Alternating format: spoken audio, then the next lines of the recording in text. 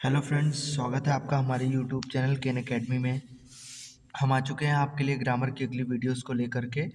और आज हम वर्ब को कंप्लीट करेंगे, क्योंकि हमारा वर्ब का पोर्शन चल रहा था। तो हमने पिछले वीडियो में वर्ब के बेसिक्स को पूरा कर लिया था। आज हम जितने भी वर्ब के इम्पॉर्टेंट रूल हैं उसको देखेंगे और हम उसे करने का प्रयास करेंगे। तो आज हम इम्पॉर्टेंट रूल की तरफ चलेंगे। तो आइए देखते हैं आज का इम्पॉर्टेंट रूल क्या है।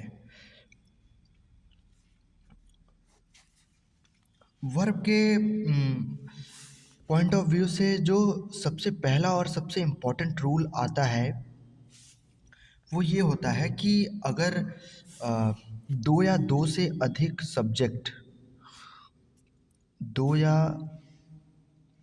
दो से अधिक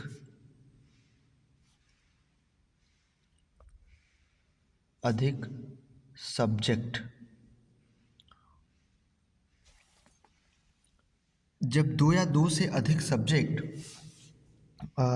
एज वेल एज से जुड़े होते हैं, लाइक से जुड़े हों, अगर वो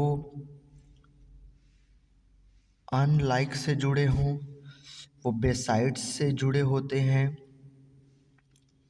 या वो इन एडिशन टू से जुड़े होते हैं। इस तरीके से जब ये वर्ब जुड़े होते हैं, एक नथिंग बट आता है, नथिंग बट, इन सब चीज़ों से जुड़े होते हैं, तो आपको उनके साथ कौन सा हेल्पिंग वर्ब लगाना है।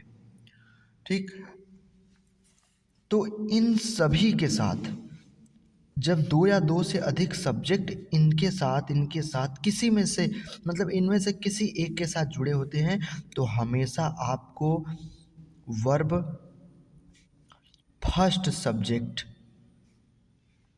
यानी पहले वाले कर्ता के अनुसार लगाना है,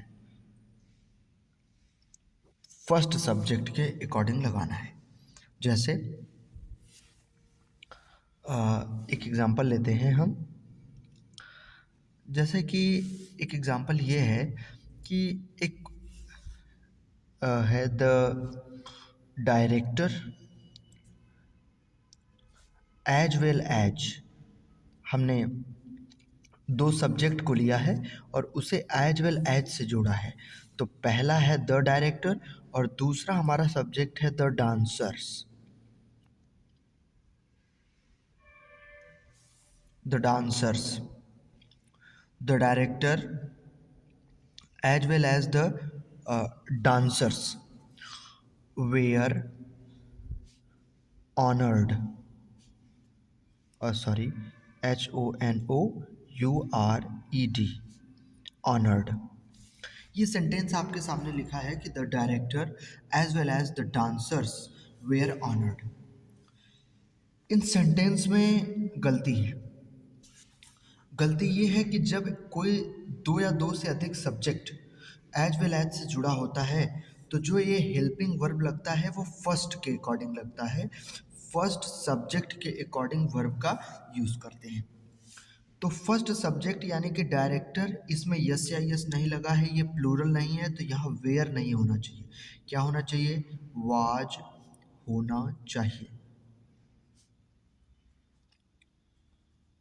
यहाँ पे डांसर्स में यस लगा है, इट डजेंट मैटर, जो पहला वाला सब्जेक्ट है उसके अकॉर्डिंग ये हेल्पिंग वर्ब होना चाहिए। कब? जब दो या दो से अधिक subject as well as, like, unlike, besides, in addition to, nothing but, इन सारी चीज़ों से जुड़े होते हैं। और भी बहुत सारी चीज़ें हैं, जैसे आप लिख सकते हैं इसमें मोर देन वन, इस सूची में आप शामिल कर सकते हैं मोर देन वन। इससे जब जुड़े होते हैं तब भी आपको यही रूल लगाना है। और भी एक इम्पॉर्टेंट आता है रादर दैन, इसे भी आप इस सूची में शामिल कर सकते हैं। तो इन सभी से जब दो या दो से अधिक सब्जेक्ट जुड़े होते हैं ना, तो हेल्पिंग वर्ब को हम फर्स्ट सब्जेक्ट के अकॉर्डिंग लगाते हैं। जो फर्स्ट सब्जेक्ट होता है उसी के अकॉर्डिंग लगाते हैं। सेकंड सब्जेक्ट प्लूरल हो या ना हो, इससे कोई मतलब नहीं होता। जैसे एक एग्जांपल हम और देख लेते हैं। जैसे लिखते हैं कि more men than one were absent। आप कहेंगे ये सेंटेंस बिल्कुल करेक्ट है। वेयर लगा है क्योंकि पहला वाला सब्जेक्ट है मेन। मेन माने कई सारे आदमी, प्लूरल है, सब्जेक्ट प्लूरल लगा है। तो हमेशा सब्जेक्ट जो पहला वाला होता है उसके अकॉर्डिंग काम करते हैं। अब हम आते हैं दूसरे रूल के अकॉर्डिंग। देखते हैं कि दूसरा रूल हमारा क्या कहता है। तो हमारा दूसरा रूल ये कहता है कि जब दो या दो से अधिक सब्जेक्ट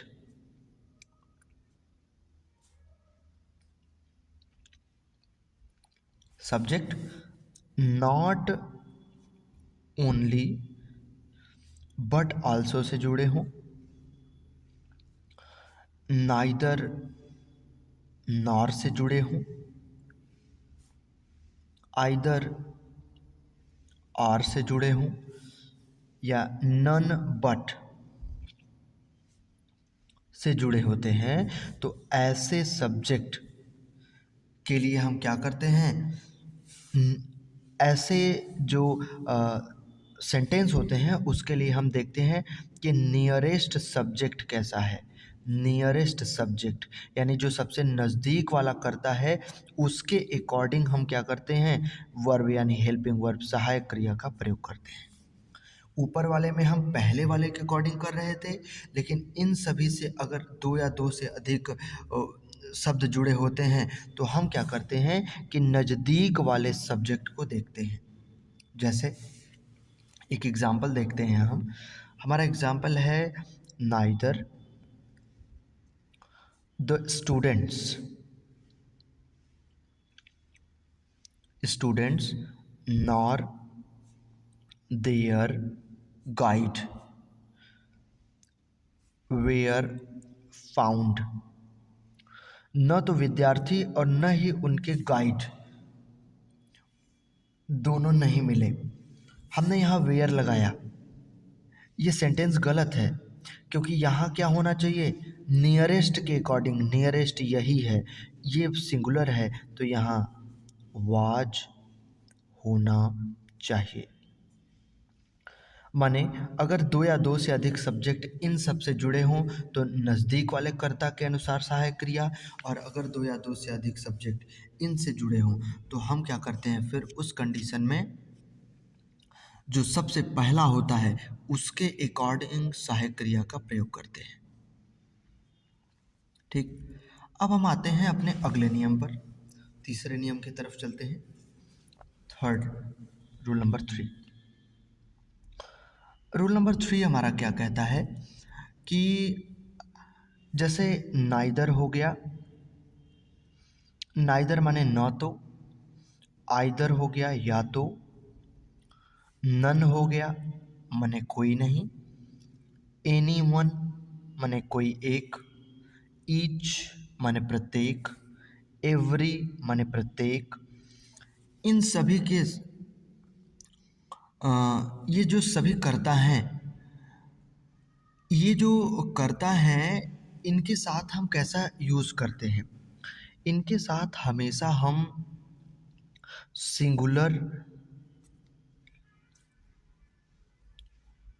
हेल्पिंग वर्ब लगाते हैं हमेशा। जैसे आइदर ऑफ अस, तो यहाँ हैव डन ये सेंटेंस है, ये गलत है क्योंकि आइदर के साथ हमेशा सिंगुलर सब्जेक्ट, यहाँ क्या होना चाहिए, हैज होना चाहिए। तो जब हैज होना चाहिए तो यहाँ पर जब हैज रहेगा तो वो सही होगा। इन सभी के साथ हमेशा एक वचन का कर्ता प्रयोग किया जाता है। ठीक, अब हम आगे की तरफ चलते हैं, अगले रूल को देखेंगे कि अगला रूल हमारा क्या कहता है। Rule number next, rule number 4। अब हम रूल नंबर 4 की तरफ चलते हैं। रूल नंबर 4, रूल नंबर 4 ये कहता है कि जैसे कुछ बहुवचन के संज्ञा जो कि अमाउंट मन किसी चीज़ की मात्रा, सम यानी कुछ जोड़, डिस्टेंस यानी दूरी, क्वांटिटी माने मात्रा, टाइम माने समय, पीरियड माने समय काल, अवधि, जब इसको व्यक्त करते हैं तो इन सभी के साथ हमेशा सिंगुलर सब्जेक्ट होता है, और सॉरी सिंगुलर हेल्पिंग वर्ब होता है। जैसे जैसे मान लेते हैं कि आपसे कहा गया कि 4 मील बहुत अत्यधिक दूरी नहीं है। 4 mile are not a long distance. अब इसमें दूरी की बात की गई है। इस एग्जाम्पल में हमेशा सिंगुलर सब्जेक्ट होता है। जब अमाउंट, सम, डिस्टेंस, क्वांटिटी की बात होती है तो यहाँ इज होना चाहिए, इज होगा, आर नहीं, तब जाकर के ये सेंटेंस क्या होगा, सही माना जाएगा। तो ये है इसका नियम। अब हम आज के अंतिम नियम की तरफ चलते हैं, रूल नंबर 5 की तरफ चलते हैं। रूल नंबर 5 क्या कहता है। रूल नंबर 5 हमारा ये कहता है कि जैसे मान लेते हैं कि हमारे पास एक सेंटेंस है और उस सेंटेंस में ऑक्सिलरी वर्ब का इस्तेमाल भी किया गया है और उस सेंटेंस में प्रिंसिपल वर्ब का इस्तेमाल भी किया गया है, और ये दोनों अलग अलग हैं, इनका इस्तेमाल अलग अलग किया गया है। मान लेते हैं ये संख्या में अलग हैं, ये रूप में अलग हैं, तो इन सब चीज़ों में अलग अलग इस्तेमाल किया गया है, तो हम उनका प्रयोग जो है कुछ निम्न प्रकार से करते हैं। जैसे एक एग्जाम्पल है हमारे पास कि he has not and will not marry